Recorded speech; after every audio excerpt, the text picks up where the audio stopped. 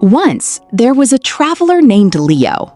He had walked many miles, and his stomach was as empty as his pockets. He arrived at a beautiful village, but something was wrong.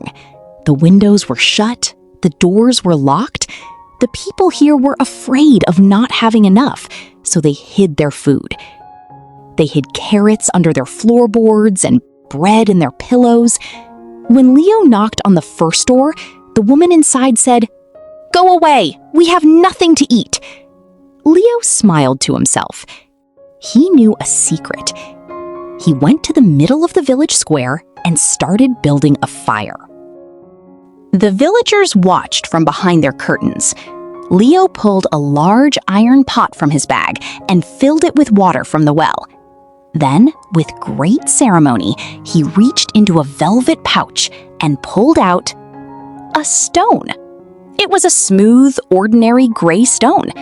He dropped it into the water. Plop! He began to stir and sniff the steam. "Ah," he said loudly, "there is nothing quite like a good stone soup." The mayor, unable to contain his curiosity, walked out. "Stone soup?" he asked. "You can't make soup from a stone." Leo smiled. "Oh, it is delicious, Mr. Mayor. But it is true. It would be even better if it had just a pinch of salt and a bit of cabbage." The mayor thought for a moment. He did have a small cabbage in his cellar. He ran to get it. When he returned, Agatha the old woman came out. Leo tasted the water. "Wonderful!" he cried. "But if only we had a few carrots, this would be a soup fit for a king." Agatha remembered the carrots under her floor. She brought them out.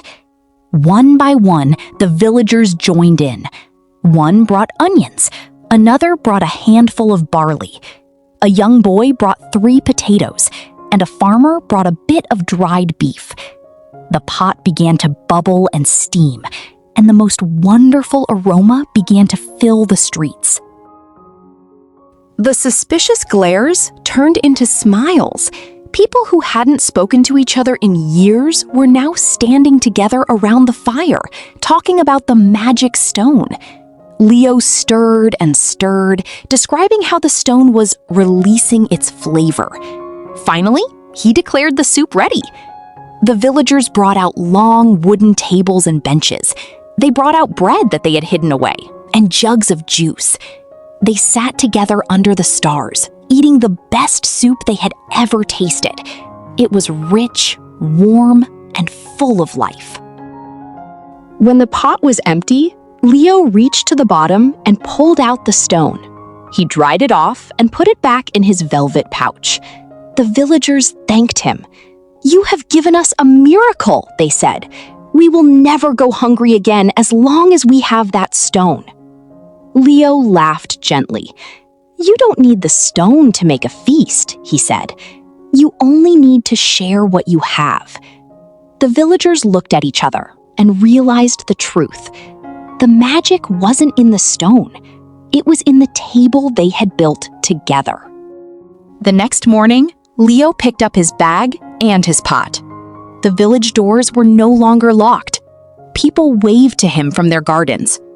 He walked out of the village, his stomach full and his heart light. He reached into his pouch, felt the smooth surface of the stone, and whispered, "On to the next village." Because as long as there is a stone on the ground and kindness in the heart, no one ever needs to be hungry.